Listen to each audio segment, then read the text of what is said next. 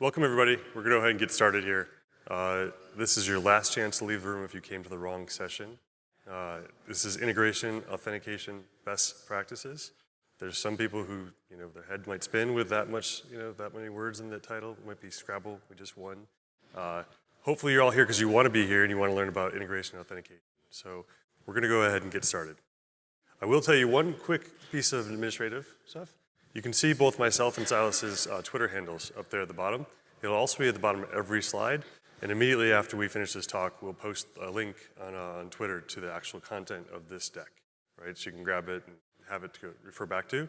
In addition, we were just informed that this session is being recorded both in audio and video, so it will be made available after knowledge through the community. So let's go ahead and get started. Real quick, I'm Brian Barnard. I am a senior manager on product management for our new IoT team. And previously I was working as a platform product manager for about the last 3.5 years, focusing on things that enabled our integrations, things like our APIs, our interfaces, authentication, some of our notifications, and some of our products that were recently released in Kingston and that you're going to learn about at the keynote tomorrow morning as well, that really make integrations easier for our customers to build and maintain.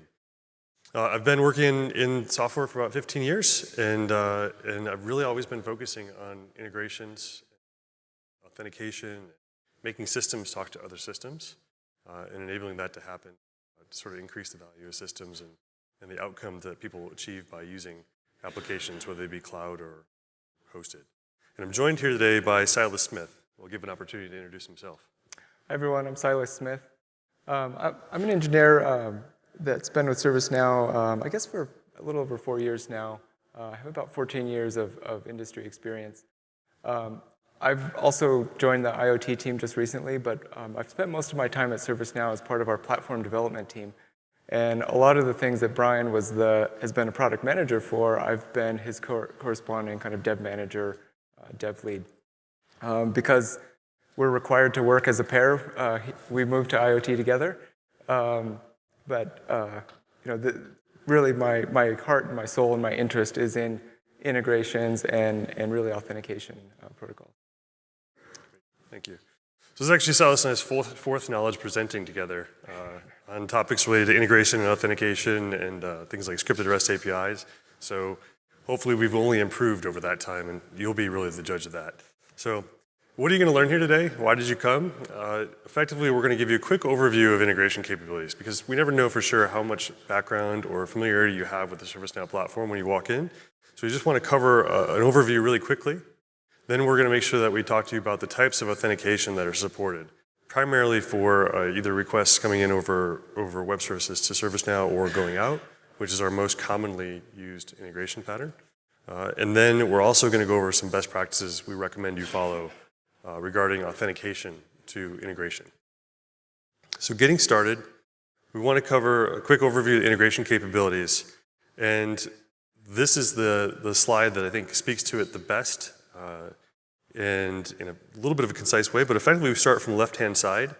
And we have two types of communication that come into a ServiceNow cloud-hosted instance, right? We've got communication over HTTPS, and that's true of whether it is an integration with web services coming into our SOAP or our REST APIs, or if it's the mid-server communicating to the instance. It's still going to be over HTTPS. And then we also have email, which you might be surprised to see up there, but email is a very commonly used method of integration with ServiceNow. Been around for a very long time.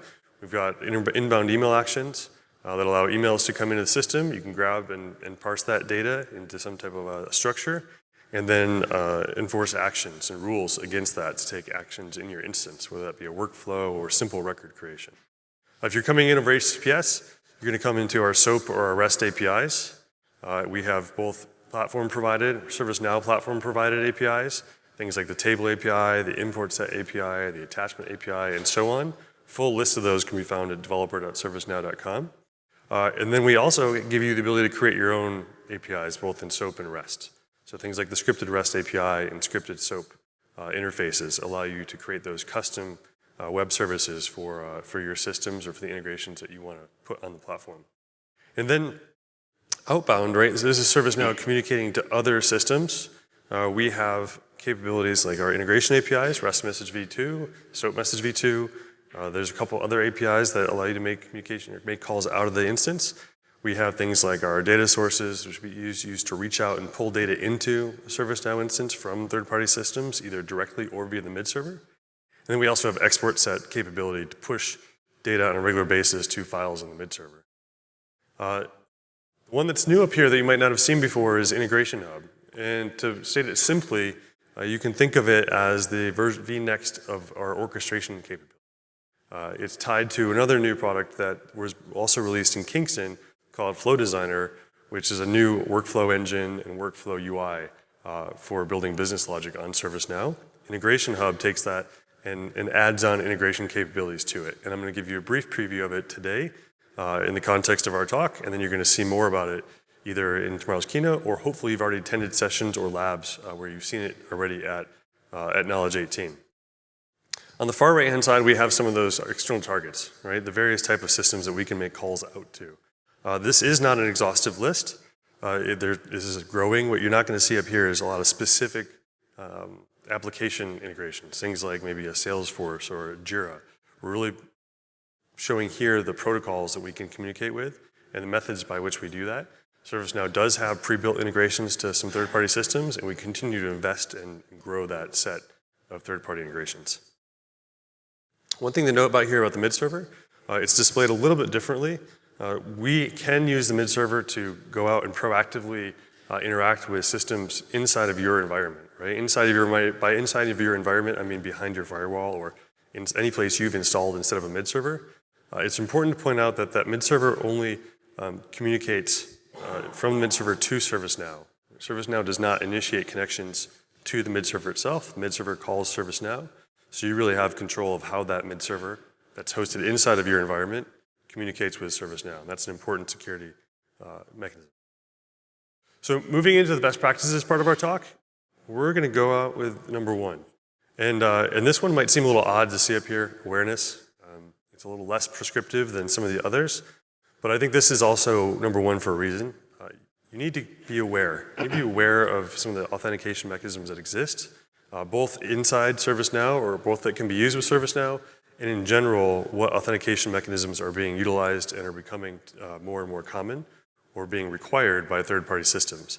And so we're going to cover a few of these and also give you some resources that we recommend you look into to always stay aware of what's happening in this space.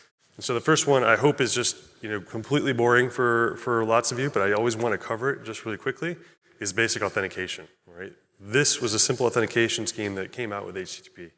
It came out with HTTP, I think 1.0, and it's been around for a long time.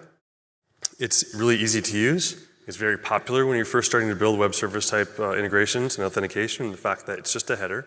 What we see here in that black box with the white text is a simple GET request coming against our REST table API. And the authorization header is there. It's in bold, and it's basic authentication. We've got a string that says basic, followed by some incomprehensible text, but it's really a string of numbers and letters.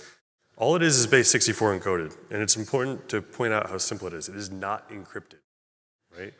It's just a username, followed by a colon, followed by a password, smashed together, right, concatenated, and then encoded to base64.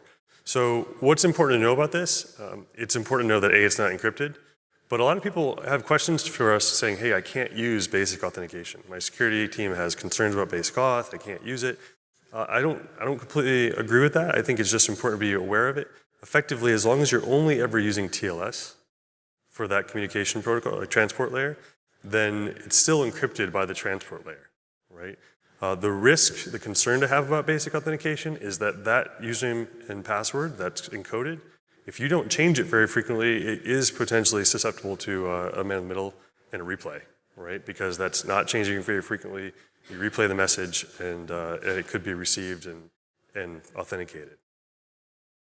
Another thing to note, and you'll see this continuing throughout our slides, is the RFC number in the bottom left-hand corner. And again, a great reason to download the deck. This is a Googleable. We look for the RFC, take you to IETF where they store these standards and specifications. And if you want more detail, you can go right there and read up and get the full specification. So moving past basic auth, I'm going to jump into OAuth and hand it over to Silas to cover that. Thanks, Brian. One of the other potential issues that comes up with basic authentication is that it also requires you to really trust your client, because you're giving that client your username and password, or the username and password of something that represents like your service account or what have you. So if that client is part of your ecosystem and you trust it, then everything is fine. If the client is actually a third party that you don't want to have your password, then basic authentication is actually really problematic to actually require you to give your password away. OAuth was introduced as an authorization protocol to handle exactly that situation. So when you have a third party that needs to access information from a resource that's not owned or protected by that particular party, they're separated by like a different organizational boundary. You'll commonly see this in something like, if you're using an app on Facebook, you might get redirected out at some point saying like, hey, Facebook Farms is requesting to access information from your Facebook profile. Do you want to allow that? That's exactly an OAuth authorization flow, where it's relying on you, the resource owner, to be given the choice to grant access to your Facebook data. Under the hood, you're getting redirected out to Facebook to authenticate with Facebook, so Facebook gets your password. It is your Facebook password, so that's fine. And then redirected back to the third-party application with an access token that grants you temporary access to that data. So this is a way to negotiate that third-party exchange of data without actually having you give away your Facebook password. Sometimes you'll see this implemented a number of different ways. And where I think OAuth kind of breaks down in terms of like really being a real flexible, widely applicable protocol is in what happens with token validation. So OAuth is very prescriptive in the specification about how tokens are issued, how to actually complete the protocol to obtain a token, how they can be used. But when it comes time for the resource server to say, hey, some client just sent me a token and is trying to access this resource, is this a valid token? OAuth doesn't say anything at all. It's completely like, oh, that's just up to you. So oftentimes you'll see this implemented different ways. The authorization server might offer an API point to validate tokens, but it's not part of the spec. It's just a one-off implementation that authorization server decided to provide. Sometimes, like in this example, the resource server and the authorization server are part of the same ecosystem, and maybe they have access to the same database where the tokens are stored, and so the resource server can just do a database lookup and find it. So it gets really weird, though, when it's actually crossing organizational boundaries and you're trying to build things in a really generic, kind of standardized way, because this resource server doesn't have a good way to consistently, reliably validate tokens without doing like one-off API calls, or having to make those API calls and then introducing like additional latency into your application, just trying to validate the token. OpenID Connect is an extension that was built on top of OAuth to address exactly that problem. I'm going to have Brian talk through that. Cool. So one other thing I want to point about OAuth 2.0 is ServiceNow currently supports OAuth 2.0 both for making calls to a third-party system, right? So if a third-party system requires OAuth authentication, we support that, as well as supporting OAuth for inbound authentication for calls to our REST APIs. OpenID Connect, as Silas mentioned, seeks to build on top of OAuth 2.0, right? It's a layer on top of that. It also combines and works with JWT, which Silas will tell you more about in a minute. OpenID tries to solve a specific problem. It says, OAuth didn't really tell us anything about how I identify the requester. It says, you're going to have these authorization tokens, but in OAuth, but in OpenID Connect, it specifically says we're going to have an identity token. And the identity token is going to use JWT as a format, and that has some specifications of what it's going to contain. And it also says how that identity token can be verified, right? How you can actually check the signature to validate that the token is intact. And then also, it specifies that the OpenID Connect provider will give a REST API that the client can make a call back to get more information about that user.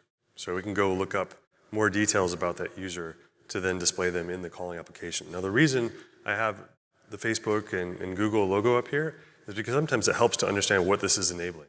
OpenID Connect is enabling the social logins that you see all over the web these days. Things like login with Facebook or sign in with Google. The list goes on. If somebody is an OpenID Connect identity provider, they can then be used as a social login to log in the system without your users having to create another account. Today, ServiceNow does not support OpenID Connect for users logging into the ServiceNow instance. We do support some authentication for integrations using OpenID Connect and identity tokens. And that's new as of the London release, and Silas is going to demo that for you in just a few minutes. So again, just to point out, OpenID Connect, some capabilities are afforded to you in the London release. We'll give you more details, but in terms of your users logging in, going to a login page, choosing to log in with Google or Facebook, is not supported yet at this time. So JWT. JWT is another standard that is basically an encoded data exchange format. So we've listed the standard up at the top. It's broken down in terms of 3 components when you actually look at it. What you're seeing at the bottom is the encoded representation of the JSON web token. So the same as the basic authentication example, it's using base64 authentication. So nothing is encrypted here. It's entirely just encoded. So you can actually go to a decoding tool like JWT, which I'm actually going to show in a second, and take a look at what's inside of these tokens. So it's broken down in terms of a header, which is metadata about what's in the payload. There's the actual payload, which could be any data that's relevant. It's basically in JSON format. And then a signature that can be used to validate that everything that was in the payload is in fact validated according to that PKI signature. Auth0's put out a really nice tool called JWT.io, where you can go and just drop in one of these JWTs, and it'll spit out the decoded representation. So you can see the header component telling you what signature algorithm was used to sign this token. You can see the payload data, because these aren't actually encrypted, as I mentioned, and then some information about how to validate the signature. So that's a really useful tool. And in a minute, I'm going to demo how we actually use this and have added support for this in our London release to provide integration authentication with an external identity provider. So APIs keys come up as well. So we get sometimes questions, does ServiceNow support API keys, or what are API keys? We don't support API keys as a way to authenticate to our REST APIs, but you're going to hear about APIs supporting these from time to time, and they're very tempting to use and sometimes popular with developers because it's really nothing more than a string. Right? It's a defined string. It feels really good to use this when you're a developer trying to get something up and running. You go to a website, you say, hey, here's my account, give you my API key. You go hit Command-C, Command-V, and you copied it, and then you paste it into your code, and you're like, great, I've got this key, and the authentication works. 100 times simpler than OAuth. Not very secure, right? It's just this key. They don't say anything about when it needs to change. They don't say anything about like a time that it should expire. It's really just an agreed-upon shared secret at that point that you can use to make those calls. So I would caution you against APIs that just give you an API key. It's easy to get up and running. It's easy to use. But effectively, they're not following a real standard. There is no standard around just API keys. It's just a convention that you'll see used sometimes by APIs. It's often sent either as a header or a query parameter. If you've got a choice or an option and you have to use this, try to send it as a header instead of a query parameter. Right? By query parameter, we mean including it right after the get portion in the URL as a query parameter. So don't recommend using API keys as a best practice. I'd really look for some other type of authentication, even basic authentication, if you're going to have expiration on the username and password or force people to change it. If not, then OAuth, which has a mechanism for expiration of tokens, as well as refresh capabilities to get a new token. So one thing I want to point out as well about this awareness best practice is some resources. So we can only give you just like barely the tip of the iceberg in terms of some things while we're here in the time of our talk. And so I really would encourage you to look at some of these resources. First and foremost, IETF, which is a great source for all the specifications. We've been giving you links to their specs throughout our talk so far. OWASP in general is a great resource, and then specifically OWASP publishes an authentication cheat sheet, which will really give you, a short list of things that they're recommending, and they update from time to time. So it changes to take into account new practices, new patterns that are being recommended. OAuth.net, because I just got to tell you, OAuth is confusing, right? Silas tried to put up the most clear diagram up there he could, but it still gets a little confusing to know who the resource server is and who the authorization server is. OAuth.net's a great landing page to then break off and learn more about OAuth and really understand it. And then last is OpenID Foundation, right? That's the keepers of the OpenID Connect spec. One thing to point out about that that's really nice and helpful is that they also certify OpenID Connect identity providers. So if somebody like Okta or somebody like Azure AD or Ping Identity is going to provide that, maybe you're using them for single sign-on, they can actually go and be certified as an OpenID Connect identity provider. And those three are certified. I checked before I mentioned them. There's plenty more that are certified, but that means there's actually tests published by this foundation that can be run in an automated fashion to validate that that provider is meeting the spec, which is really helpful because then if you're running a client, that your client, as long as it supports the standard implementation of OpenID Connect, will be able to utilize that identity provider. So moving on to the next best practice, is a recommendation to use a central credential store. And we're going to show you one method of that in just a second inside of ServiceNow. But what we're saying here is the best practice is to utilize a central place where you store your credential information you're going to use for integrations. Maybe in ServiceNow today you've got a multitude of integrations running, and you've got script includes, and maybe you've got some REST message v2 records, and maybe you've got others implemented in other places, maybe as a workflow action, and you've baked either those credentials, username, password, either into a property. Maybe you set up a special table to be used for that, or maybe they're just scattered all over the place. The outcome is that when something changes in that third-party system, maybe you move some code from one instance to the other, you've got to go look all over the place for those credentials. And inevitably, at least I made mistakes, you're probably likely to make mistakes. When you move to a new company, they're going to be looking all over for these credentials where they've been stored. A much better pattern is to be keeping them in a central place. What we've done in the Kingston release, and we'll be adding on to as well, is a central credential store in the instance. And so now, if I were to type, I've already got it up here, my favorites, you can see on the left, connections and credentials. I actually have a area in the instance where I can specify these. And let me just click into them really quickly. At the top level, we have a connection and credential alias, which is really like it's an association. It's a parent association for a connection I may want to specify, as well as a credential. The connection being some details about a third-party API that I want to call, like a base URL, or even the full URL that I'm going to call into.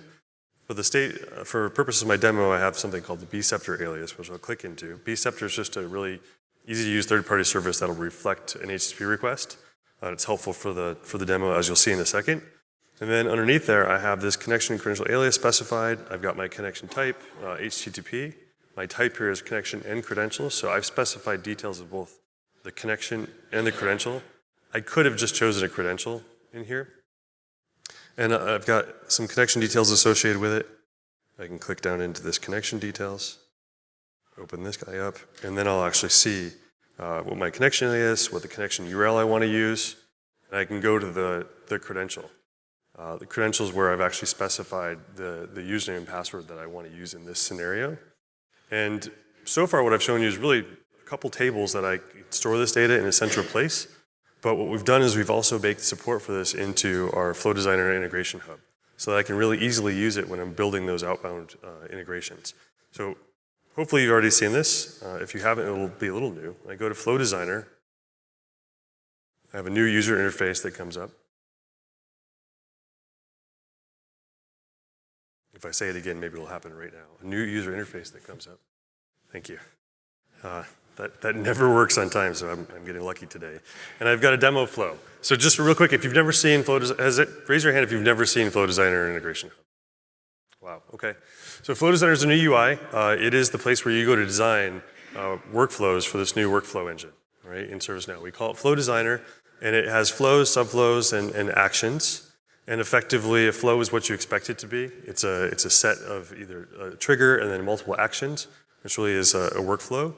And I can define both flows, but I can also define actions. And the action here is where I would go if I'm an integration developer and I want to build a reusable piece of code, right? Think about it like I'm going to build a Lego that my business process analyst can reuse and just easily drop into some process they have in place. So if I really quickly look at this action I've already created, and I can see that I've got the connection details at the top.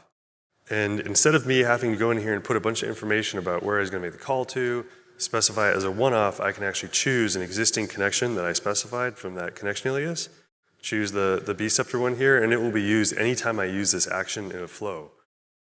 If I go back up to the flow, I've pulled this in. I have one set, this demo K18 flow.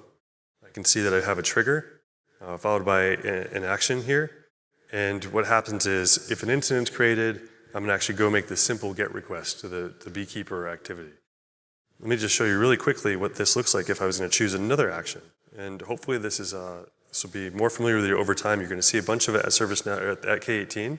If you haven't, I would suggest you take some labs for it because I can't go into the depth of it here.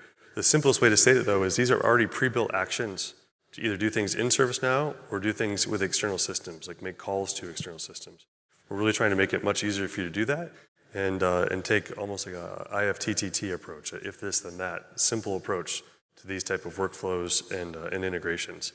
And they read top to bottom. There's no more, a diagram that is only viewable one page if it's been, prettily organized. These read straight top to bottom, and we're using natural language so that more people can just read what's happening in the flow and understand what this thing is actually going to do. So let me jump back and do a test run. It's also convenient because instead of having to create an incident to have this run, I can simply click test.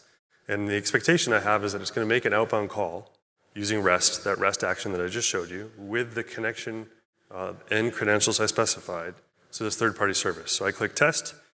I can choose an incident. I'm choosing an incident because my trigger is when an incident's created. So I want some of the details about that incident.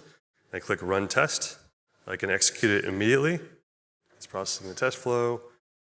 I put a wait on the bScepter side to make it wait a couple seconds for the response. And the nice thing is, for anybody that's familiar with workflows as it exists today, if I wanted to go see what happened in that workflow, I'd be going to look for that workflow context. But instead here, I can click on the execution details. Directly from Flow Designer, I can go to the execution details for that individual flow execution. This is just the details of my test run. I see the trigger, I see the action, I can click into that action, I can click into the steps, and I can see details of what happened, right? I'm seeing this without having to go open up 6 different tabs, go search all over the ServiceNow instance to look in logs. It's right there. I see that I got a 200 back and a hello world. That's not only available when I do a test. Whenever I'm in Flow Designer, I can start out at the flow and I can click executions and get to a list of all the executions of that flow. And we think it's going to be really a huge improvement for developers that are trying to debug, for analysts that have built business processes and they're trying to see when these things ran, instead of having to be a full ServiceNow admin to find out how I see the executions of my workflow. So that was a little bit off topic, just to give you some information, but what I want to show you is, yes, we made this call to bScepter, right? Simple reflection.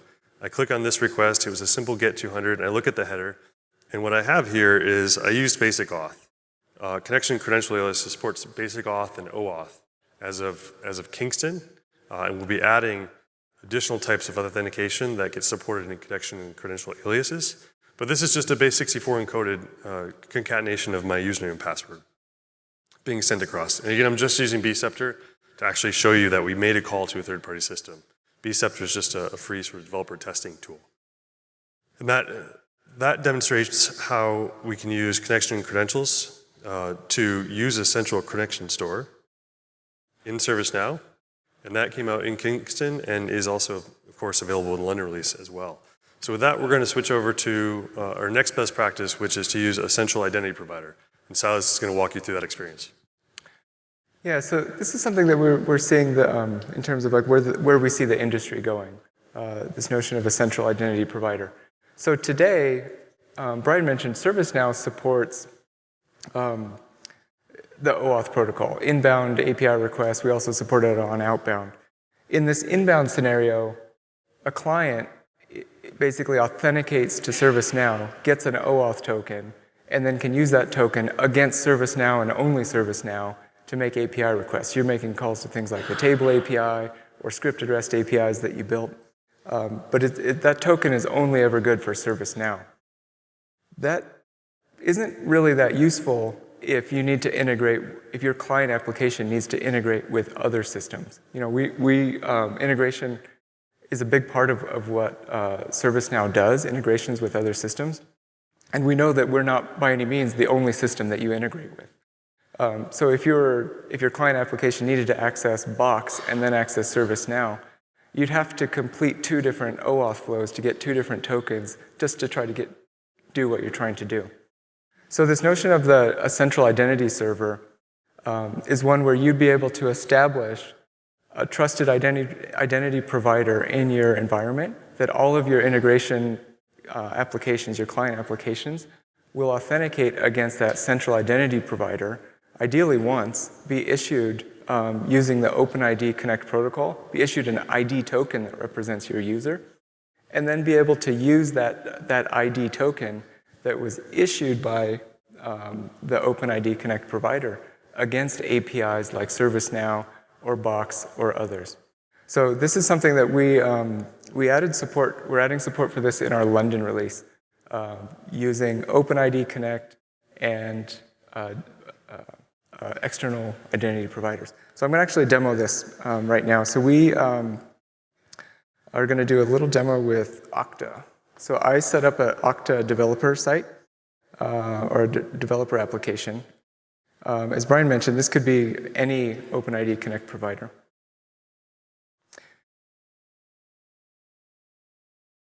We'll start in the instance.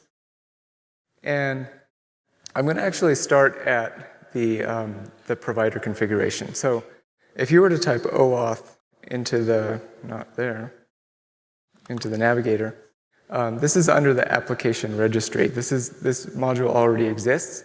We added a new type of OAuth provider called OIDC provider. So this demo app registry basically represents my Okta application that I have in the developer console. So this is the client ID that Okta gave me. And then you can see that it's referencing this OIDC provider configuration. So this is a new thing where this is how we're establishing trust with the identity provider. OpenID Connect mandates as part of the spec that the provider support this URL, the well-known OpenID configuration. So we're going to go out and take a look at this. This is something, you don't have to be authenticated to see this. This is public data. But this basically tells your client application how to integrate with this provider. So you have the URLs for the authorization endpoint, for the OAuth protocol, the token endpoint. There's a JWKS URI, which specifies the keys that can be used to validate tokens that were issued by this identity provider. So you can notice that this key here has a key ID starting with BS01. And then it contains, this is like the public key component of a PKI pair for validating the signature. And we'll see that in just a second.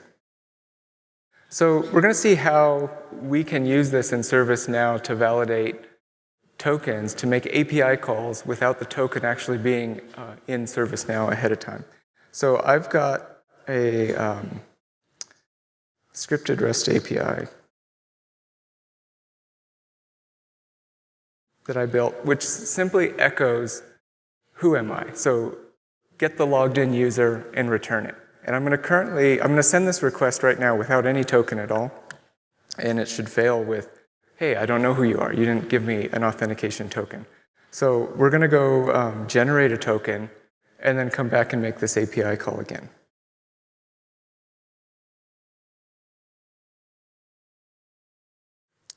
I want to copy this, and then before I send it, I want to actually just break it apart here. So I'm going to use Postman to display the details here. Postman's a really nice API testing tool for building HTTP requests and sending them and viewing the response, the headers. So it's a really useful tool. Hopefully that's big enough. I'm going to only use this not to send the request, but to actually just split apart the parameters here so that you can see what's in this request. This is an OAuth authorization request, and we're requesting an ID token. So the response type is set to ID token, and we've requested the OpenID and the profile scopes, which is part of the OpenID protocol. We've also specified a redirect URI, which basically tells where the identity provider, after authenticating you, should redirect the client browser back to, which is basically like the hook back into your application. So now I'm going to switch over to the browser and actually send this request.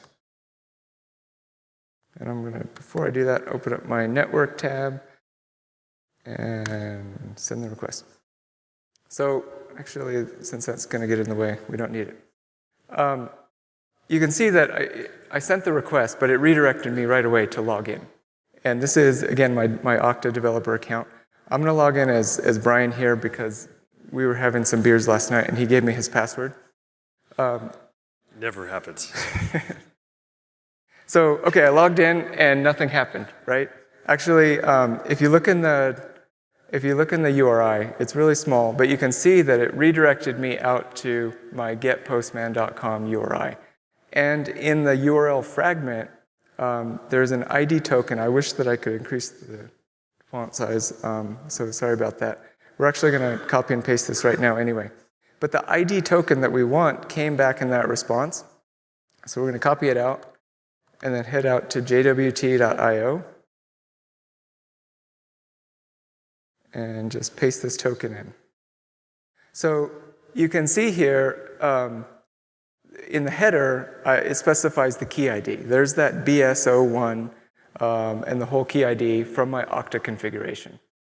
The signature algorithm is RSA256. And then in the payload, it contains a lot of information about Brian's user account. It contains who issued this token. It contains, this is my client ID, the audience. It also contains a random token, a secure random token, to introduce that level of that extra level of security. It specifies when the token expires and some other information. And then, of course, the signature can be used to validate that. So we're going to now head back to the API call. And so we didn't do any interactions with ServiceNow.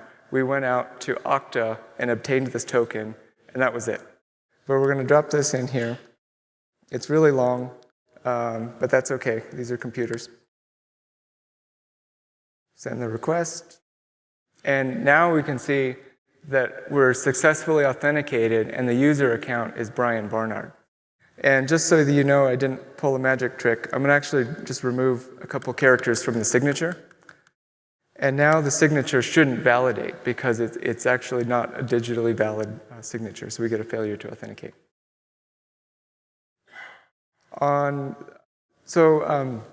This is all, again, like all stemming from that trust relationship that we established here in the provider configuration. So by activating this as an OIDC provider and specifying the well-known configuration, the admin is basically saying that, hey, this ServiceNow instance trusts this identity provider. And if you give me a token that was signed by that provider, I'll authenticate you. This is also working because Brian's user account already existed in our instance. If I was to go to the users table, you'd see a user record or a row for his user account. And we expect that to be a common scenario, but there's another use case where his user account might not have actually existed yet. So back on the main app registry configuration record, there's a tab here for user provisioning. So this basically, if you're familiar with the LDAP user import and being able to provision users on the fly and define like a transform map that's going to map how those users get created in ServiceNow in terms of their attributes, you can map all of the information from the JWT token, from the OpenID can expect, to user fields in ServiceNow. And so you can do that, if that makes sense for your use case, you can come in here and say like, hey, I want to actually provision users from these tokens. So I've never seen this user before, but I trust this identity provider and use the information that I get from the ID token to go and create a user account in ServiceNow and do something. So again, this is something that's available in our London release, and we're pretty excited about it. I think we're going to switch back to the presentation now and try to wrap it up.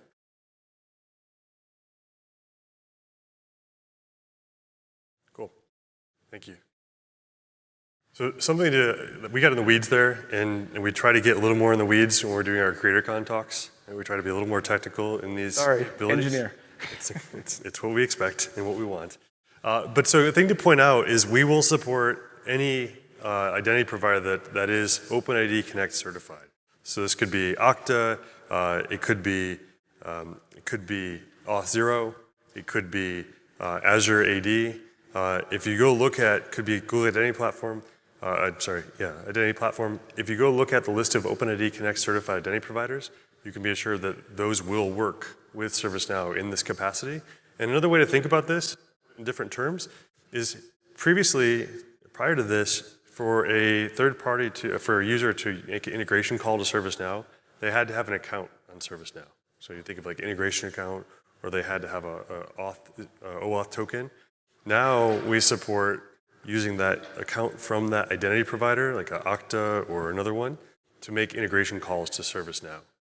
So you can imagine like almost like a single sign-on situation for integration requests to ServiceNow.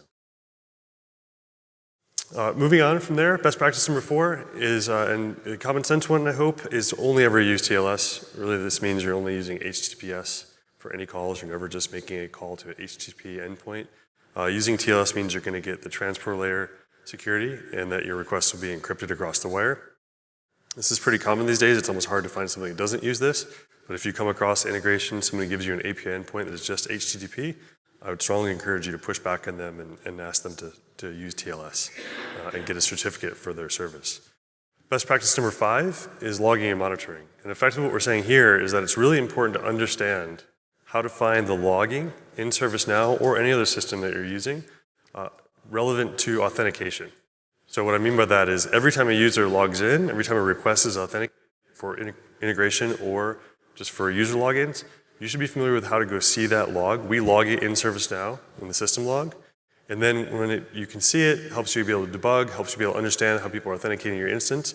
But you also want to monitor it. You're monitoring for potential malicious behavior, right? Somebody trying to make an excessive number of requests that are failing. That would be somewhat of an indication that somebody might be trying to do a pen test or try to test against your instance and try to use a password library, for example. So understand how to go see the authentication logging, whether it be on ServiceNow or in any other system, and then set up some basic monitoring. One way to do this on ServiceNow would be a simple business rule, or setting up a scheduled job to go do an aggregate and count how many times something's attempted to log in, and then some type of automated incident creation if you want to, or security operations incident. We also support log shipping from the transaction or from the system logs, so you could be pushing some of those authentication logs into a third party like Splunk or another log shipping tool. Best practice number 6, I think Silas, you wanted to speak to this. Sure, I think we're a little bit pressed for time, so we'll go quick. This one is also pretty obvious. You should use standards. Standards are what gives us interoperability and compatibility. They protect us from a security standpoint. The more you go away from standards, the more you're kind of left on your own. You're opening yourself up to vulnerabilities or incompatibilities. It's a really easy one, whether if you're trying to provide justification for why you made a certain choice and your justification is, well, because that's the standard, you won't get a lot of pushback on that because it just makes sense. To give you a brief example of that, the demo you saw today during the keynote with Microsoft Teams, we needed to build authentication capabilities to work with Teams. And when we worked with Microsoft, we pushed to make sure we're using the OpenID Connect standard for that transfer of identity and authentication. Each time you type a message in Microsoft Teams, a request is sent to that ServiceNow instance, and we're receiving an identity token. And it's adhering to the OpenID Connect standard to authenticate and really identify who that requester is.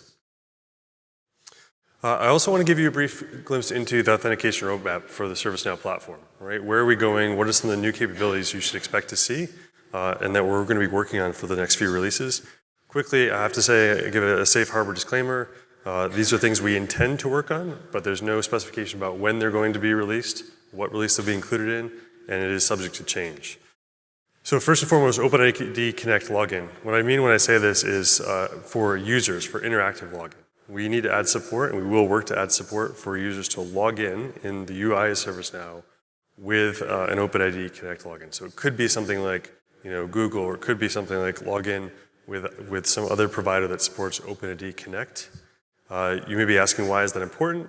It's becoming important for us in our customer service management product, where when you're using it as a customer service management portal, you don't want to force your actual customers to go create an account with you on your system. They don't want to have to enter all their details again when they could just use Google or just use another provider to log into your system.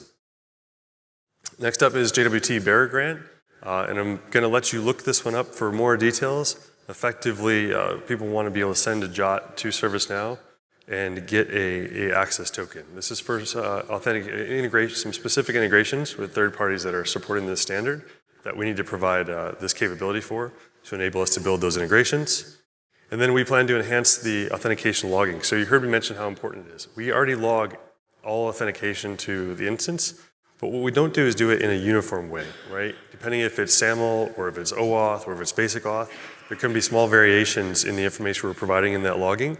We want to standardize this so that it's even easier for you to go into the logs and understand who's authenticating and how they're authenticating to your instance. And then it'd be easy for you to say, hey, I know 20% of my users are using Okta. Maybe a certain vendor is using Okta to authenticate into your ServiceNow instance. And then next up is to improve the OAuth client and provider configuration. We know that it's a little bit of a bear today going to configure the OAuth client and provider setup, and we want to improve that experience and drastically simplify it. Last but not least, we plan to add on. We're going to continue enabling those virtual agents and pushing them into additional chat mechanisms or chat tools. We need to look next at Facebook Messenger to add some of that virtual agent authentication, so we can get the identity of anybody communicating in Facebook Messenger as they've set up a ServiceNow chatbot to exist in that product. I want to leave a little bit of time for questions, so at this point, feel free to either raise your hand and somebody jump over to you the microphone. We've got a little over 2.5 minutes. I know it's short, but we'd be happy to take questions also in the hallway outside after this talk, or give you our contact information. You can email us or set up time to speak with us here at Knowledge 18.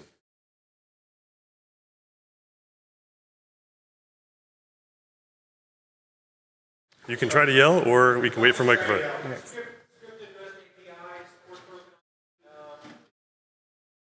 I'm sorry, can you repeat the last part? Scripted REST API support for OpenID in London. That's exactly the use case that I demoed, yeah, in London. Yeah. So the question was, will scripted REST APIs support OpenID Connect authentication in the London release? The answer is yes. Question? Same question? Okay. Great. Great. Any other questions Right here. while we're... I'm sorry, what's the best practice for logging an authenticated user? Logging out an authenticated user. In an integration scenario, we actually don't treat those as like a full-on logged in session. So like I tend to think of those as like stateless interactions. Under the hood, like in our platform today, we do create a session, but it expires really quickly. And we don't see a lot of our clients actually binding to that session and reusing it. That your next request is going to include credentials and establish a new token anyway. So that's something that you kind of manage on your client application in terms of like what your identity policy would really dictate. Does that answer your question, or is there more to it? Okay. Enough. Anybody else for while we're on the microphone? Right there.